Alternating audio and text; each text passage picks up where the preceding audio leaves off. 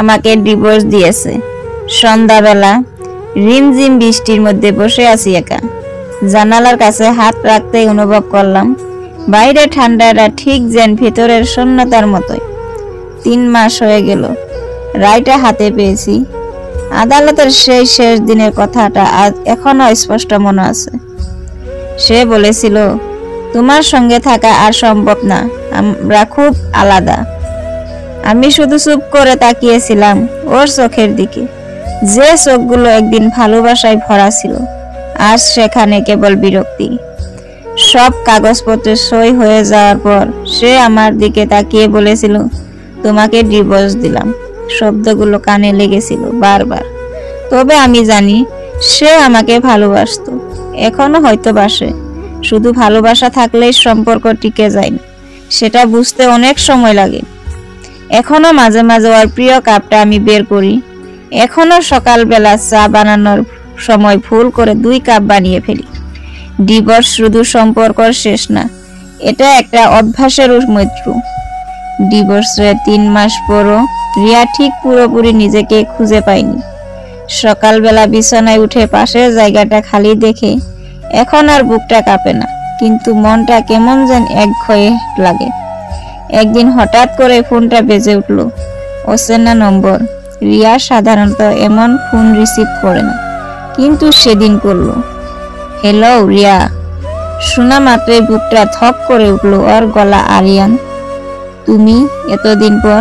হ্যাঁ জানি হঠাৎ ফোনটা ঠিক না, কিন্তু একটা কথা বলতে এসেছিলাম। রিয়া চুপ করে, চোখের পাতা কাঁপছে। আমরা ভুল করেছিলাম রিয়া, আমি জানি।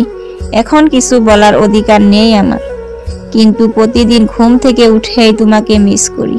তোমার না থাকা যেন আমাকে ঘিরে রেখেছে। একটু থেমে আবার বলল, তুমি কেমন আছো? রিয়া জানে তার অনেক কথা বলার ছিল, অভিযোগ, অভিমান, কষ্ট, কিন্তু সে শুধু বলল, ভালো থাকার চেষ্টা করছি। আরিয়ান চুপ, তারপর শুধু বলল, একদিন যদি সময় পাও, দেখা করতে চাও, আমি থাকবো। ফোনটা কেটে গেল। রিয়া জানে অতীত কখনো পুরোপুরি ফুরায় না। সম্পর্ক শেষ হয়ে গেলেও কিছু অনুভূতি থেকে যায়, ঠিক যেন কোনো পুরনো বইয়ের ভাঁজে রাখা চিঠির মতো। সে জানালার কাছে দাঁড়িয়ে, বৃষ্টি পড়ছে টুপটাপ করে।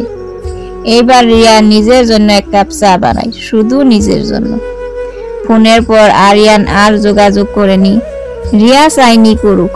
সে জানতো ভালোবাসা আর সম্পর্ক এই দুইটা জিনিস না।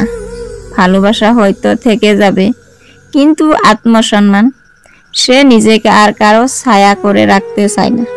ধীরে ধীরে রিয়া নিজের জীবনটাকে গুছিয়ে নিতে শুরু করলো। সে একদিন নতুন জায়গায় ফ্ল্যাট নিল। জানালার পাশে ছোট্ট একটা টেবিল আর একটা চেয়ার।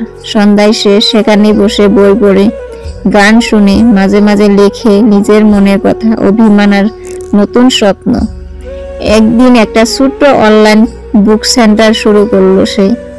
নাম রাখলো নীল দুপুর। তার প্রিয় সময়, প্রিয় রং আর নিজের নতুন জীবনের শুরু, সব মিলিয়ে একটা ছোট্ট জগৎ।